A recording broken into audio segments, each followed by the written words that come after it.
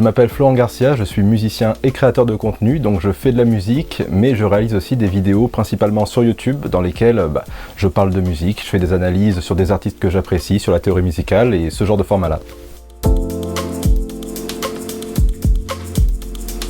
Tout simplement parce que je pense que l'égalité, c'est une valeur qui est primordiale dans la société pour garantir à tout le monde une vie épanouissante, que ce soit une vie personnelle ou professionnelle. Donc voilà, c'est pour ça que j'ai l'honneur aujourd'hui d'être ambassadeur pour le comité.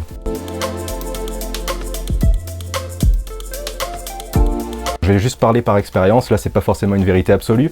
Disons que du côté de la musique, entre artistes, généralement les différences elles sont soit mises en valeur, soit ignorées complètement. Après si on parle d'industrie musicale, comme d'industrie du cinéma par exemple, ces derniers temps on a eu l'exemple, c'est plus compliqué, on retrouve un petit peu les archétypes des hommes de pouvoir qui ont beaucoup d'influence et qui abusent parfois justement de ce pouvoir-là. Pour ce qui est de la partie création de contenu, c'est un peu différent parce que c'est un domaine qui est très frais, très jeune et c'est encore un petit peu le Far West. Donc c'est vrai que on va retrouver des comportements de la part des spectateurs sous couvert d'anonymat qui vont se permettre en fait des choses avec les femmes qu'ils ne se permettraient jamais dans la vraie vie évidemment. Seulement de la part des créatrices, quand elles reçoivent ces messages, c'est tout aussi violent que de les recevoir en vrai.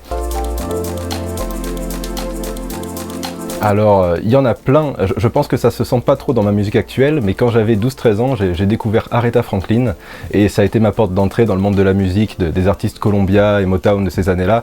Du côté des artistes modernes, évidemment, j'ai eu la chance de tourner il y a quelques années avec une guitariste qui s'appelle Yvette Young, guitariste d'un groupe qui s'appelle Covette, qui est juste une artiste incroyable. Il y a Larry Basilio, guitariste brésilienne aussi dernièrement, qui fait des albums qui sonnent de manière magnifique, quoi. Et puis après, on a les grandes classiques, on va avoir les Rhonda Smith, qui ont joué avec Prince, avec Jeff Beck, Jennifer Batten. Bon, je sais que c'est un format court, donc je vais m'arrêter là.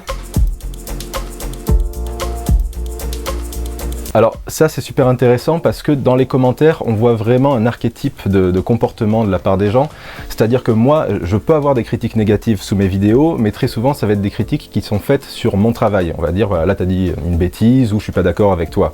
Par contre du côté des femmes, la plupart du temps les commentaires ça va porter sur leur physique, sur leur manière de parler, de s'habiller, sur des trucs qui n'ont rien à voir en fait avec le contenu qu'elles créent. Ça fait une grosse barrière pour certaines.